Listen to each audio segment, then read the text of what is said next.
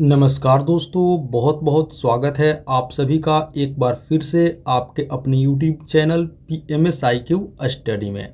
दोस्तों, आज की एक और महत्वपूर्ण वीडियो हम लेकर आ गए हैं रेलवे ग्रुप डी 2025 परीक्षा के लिए अति महत्वपूर्ण सामान्य ज्ञान और सामान्य विज्ञान के प्रश्नों का। दोस्तों, सभी प्रश्न सिलेक्टिवली हैं, एग्जाम ओरिएंटेड हैं, अतः आप सभी से रिक्वेस्ट करूंगा कि इस वीडियो को आप लोग अंत तक जरूर देखें, सभी प्रश्नों को अच्छे से समझें और याद करें। दोस्तों, आगामी रेलवे ग्रुप डी 2025 परीक्षा में इस वीडियो के माध्यम से आप सभी को काफ़ी मदद मिलेगी। तो आइए दोस्तों, आज की वीडियो हम लोग शुरू करते हैं।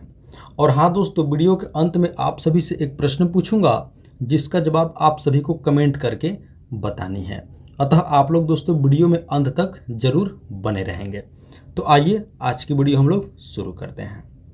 पहला प्रश्न है, मौत का सौदागर निम्न में से किस वैज्ञानिक को कहा जाता है? सही उत्तर होगा ऑप्शन ए, अल्फ्रेड नोबेल को।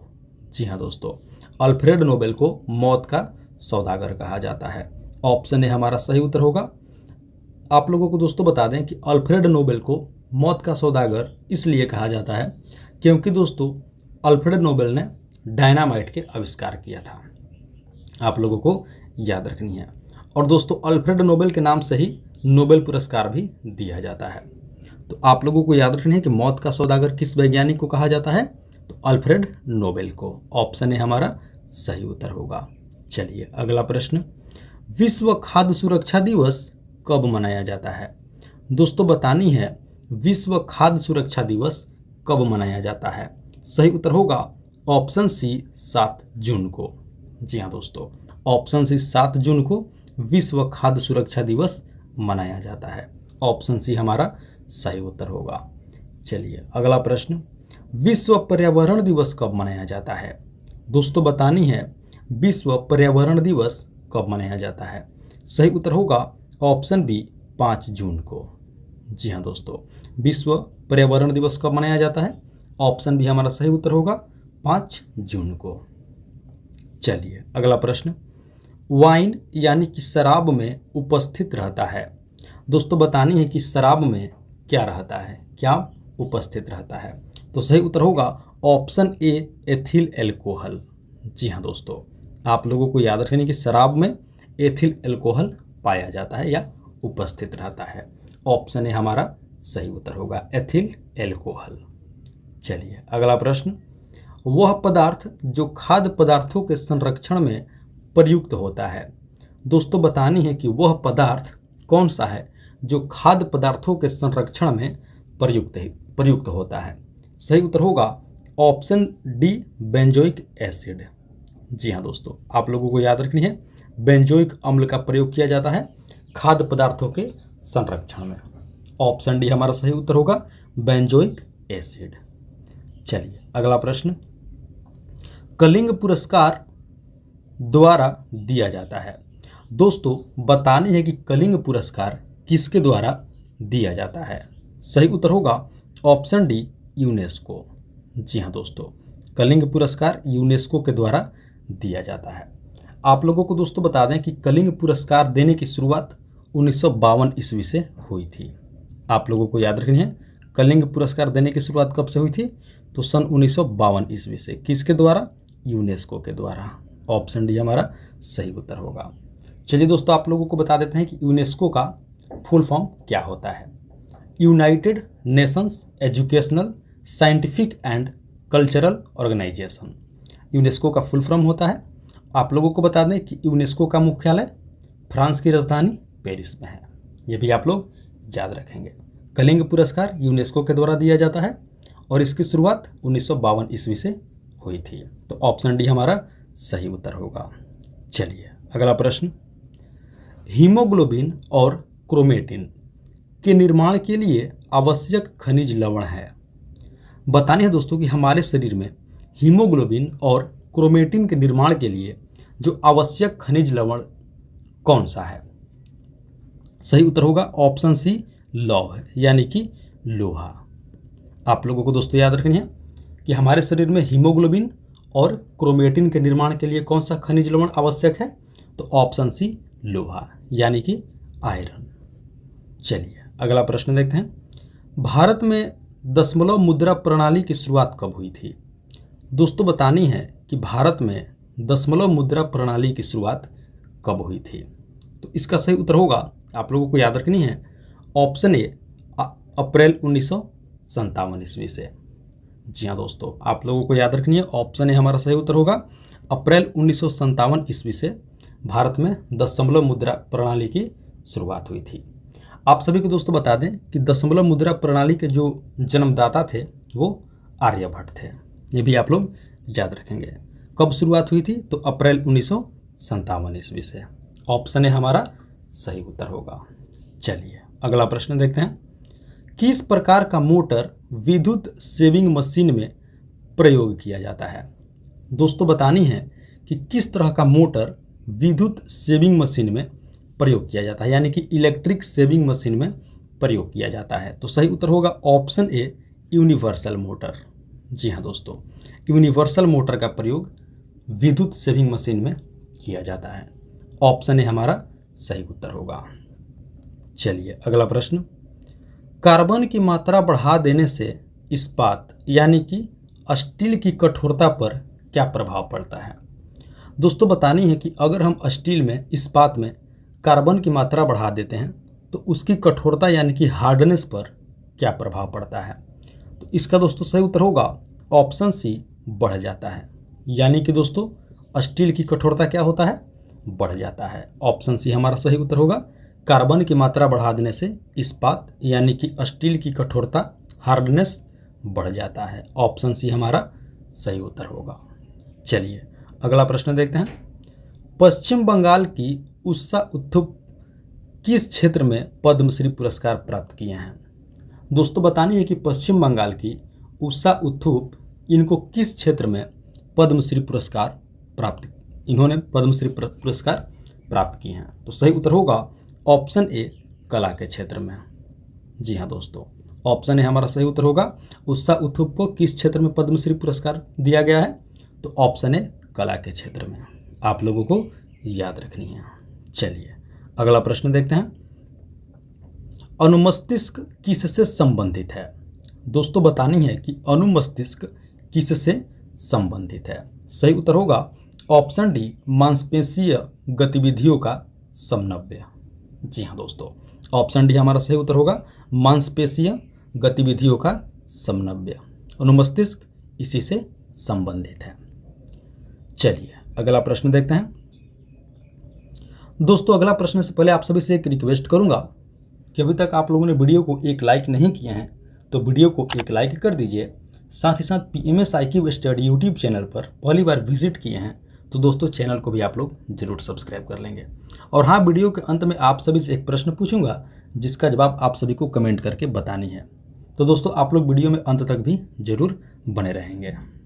चलिए अगला प्रश्न, प्यारी मोहन महापात्रा किस भारतीय राज्य के राजनीतिक नेता थे? बतानी है दोस्तों कि प्यारी मोहन महापात्रा किस भारतीय राज्य के राजनीतिक नेता थे? तो सही उत्तर होगा ऑप्शन सी, ओडिशा के। जी हाँ दोस्तों, आप लोगों को याद रखनी है, प्यारी मोहन महापात्रा किस भारतीय राज्य के राजनीतिक नेता थे? तो ऑप्शन सी, ओडिशा के। चलिए अगला प्रश्न देखते हैं, विभिन्न प्रकार के अस्थायी ऊतकों के निर्माण के लिए ऊतक की कोशिकाओं को अलग किया जाता है। दोस्तों बतानी है कि विभिन्न प्रकार के अस्थायी ऊतकों के निर्माण के लिए दोस्तों किस ऊतक की कोशिकाओं को अलग किया जाता है? तो इसका सही उत्तर होगा ऑप्शन सी, मेरिस्टेमेटिक।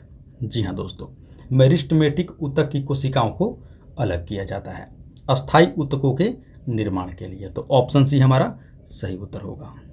आप लोगों को याद रखनी है, मेरिस्टेमेटिक। चलिए अगला प्रश्न देखते हैं, काला क्रांति के उत्पादन से संबंधित है। बताने दोस्तों कि काला क्रांति किसके उत्पादन से संबंधित है? आप लोगों को याद रखनी है, ऑप्शन बी, पेट्रोलियम से। जी हाँ दोस्तों, काला क्रांति किससे संबंधित है? तो ऑप्शन बी, पेट्रोलियम से। चलिए अगला प्रश्न देखते हैं, बांध में संग्रहित पानी में कौन सी ऊर्जा निहित होती है? दोस्तों बतानी है कि जो डैम होते हैं, बांध होते हैं, उसमें जो संग्रहित पानी में कौन सी ऊर्जा निहित होती है? इसका सही उत्तर होगा, आप सभी को याद रखनी है, ऑप्शन सी, स्थितिज ऊर्जा। जी हाँ दोस्तों, बांध में जो दोस्तों संग्रहित पानी होती है उसमें कौन सी ऊर्जा निहित होती है? तो ऑप्शन सी, स्थितिज ऊर्जा। आप लोगों को याद रखनी है। चलिए अगला प्रश्न देखते हैं। सुंदरबन मुख्यतः किस लिए प्रसिद्ध है? दोस्तों आप सभी जानते होंगे कि विश्व का सबसे बड़ा डेल्टा सुंदरबन है। कहाँ स्थित है? तो पश्चिम बंगाल में। बतानी है कि मुख्यतः किस लिए प्रसिद्ध है, तो आप लोगों को याद रखनी है, रॉयल बंगाल टाइगर के लिए जाना जाता है। ऑप्शन बी हमारा सही उत्तर होगा, रॉयल बंगाल टाइगर के लिए सुंदरबन मुख्यतः प्रसिद्ध है। ऑप्शन बी हमारा सही उत्तर होगा, रॉयल बंगाल टाइगर। चलिए अगला प्रश्न। प्रसिद्ध पर्यटक आकर्षण विक्टोरिया मेमोरियल स्थित है। बताइए दोस्तों कि प्रसिद्ध पर्यटक आकर्षण विक्टोरिया मेमोरियल कहाँ स्थित है? सही उत्तर होगा ऑप्शन ए, पश्चिम बंगाल में।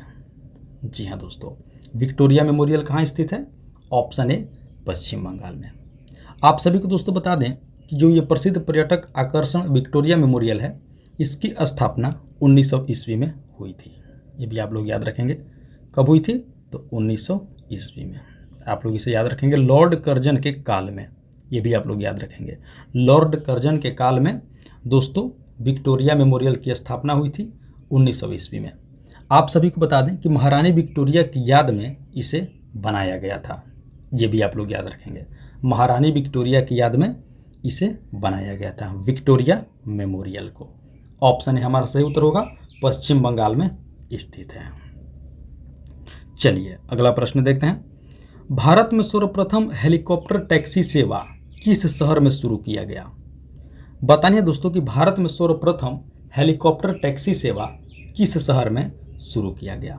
सही उत्तर होगा ऑप्शन ए, बेंगलुरु में। जी हाँ दोस्तों, बेंगलुरु में सर्वप्रथम हेलीकॉप्टर टैक्सी सेवा शुरू किया गया। आप लोगों को याद रखनी है, ऑप्शन ए, बेंगलुरु, यानी कि कर्नाटक में। चलिए अगला प्रश्न देखते हैं। ध्वनि निम्न में से किस माध्यम में सबसे तेज चलती है? या तेज गमन करती है या यात्रा करती है? बतानी है दोस्तों कि ध्वनि निम्न में से किस माध्यम में सबसे तेज गमन करती है, यानी कि सबसे तेज यात्रा करती है या चलती है? तो सही उत्तर होगा ऑप्शन बी, ठोस पदार्थ में। जी हाँ दोस्तों, आप लोगों को याद रखनी है, ध्वनि जो है वो ठोस पदार्थ में क्या करती है? सबसे तेज गमन करती है। ऑप्शन बी हमारा सही उत्तर होगा, ठोस पदार्थ में। चलिए अगला प्रश्न। मुंबई की आईपीएल टीम मुंबई इंडियंस के मालिक कौन है? देखिए दोस्तों, मुंबई की आईपीएल टीम कौन सी है? मुंबई इंडियंस। बतानी है कि इसके मालिक कौन है? ऑप्शन सी हमारा सही उत्तर होगा, रिलायंस इंडस्ट्रीज। जी हाँ दोस्तों, मुंबई इंडियंस के मालिक रिलायंस इंडस्ट्रीज हैं। आप लोगों को याद रखनी है, ऑप्शन सी हमारा सही उत्तर होगा, रिलायंस इंडस्ट्रीज। चलिए अगला प्रश्न देखते हैं। भारत में मैंगनीज का सबसे बड़ा उत्पादक राज्य कौन सा है? दोस्तों बतानी है कि भारत में मैंगनीज का सबसे बड़ा उत्पादक राज्य कौन सा है? सही उत्तर होगा ऑप्शन डी, उड़ीसा। जी हाँ दोस्तों, आप लोगों को याद रखनी है कि भारत में मैंगनीज का सबसे बड़ा उत्पादक राज्य कौन सा होगा? तो ऑप्शन डी, उड़ीसा। आप लोगों को याद रखनी है, ऑप्शन डी, उड़ीसा। अब दोस्तों बारी है उस प्रश्न की जिसका जवाब आप सभी को कमेंट करके बतानी है। तो बताइए दोस्तों, काजीरंगा नेशनल पार्क किस राज्य में स्थित है? इसका जवाब आप लोग हमें कमेंट करके जरूर बताएंगे। काजीरंगा नेशनल पार्क किस राज्य में स्थित है? तो दोस्तों ये थी हमारी आज की रेलवे ग्रुप डी 2025 परीक्षा के लिए अति महत्वपूर्ण सामान्य ज्ञान व सामान्य विज्ञान के प्रश्नावली वीडियो। आशा करते हैं वीडियो को आप लोग अंत तक जरूर देखे होंगे, सभी प्रश्नों को अच्छे से समझे होंगे और याद भी कर लिए होंगे दोस्तों। तो दोस्तों आप सभी से एक बार फिर से रिक्वेस्ट करूंगा कि वीडियो को अभी तक आप लोगों ने लाइक नहीं किए हैं तो वीडियो को एक लाइक कर दीजिए। साथ ही साथ PMS IQ study YouTube channel पर पहली बार विजिट किए हैं तो दोस्तों चैनल को भी जरूर सब्सक्राइब कर लेंगे। और हाँ, इसका जवाब आप लोग हमें कमेंट करके जरूर बताएंगे, काजीरंगा नेशनल पार्क किस राज्य में स्थित है। तो दोस्तों मिलते हैं एक और मोस्ट इंपॉर्टेंट टॉपिक वीडियो लेकर के, तब तक के लिए आप सभी का बहुत बहुत धन्यवाद। जय हिंद दोस्तों।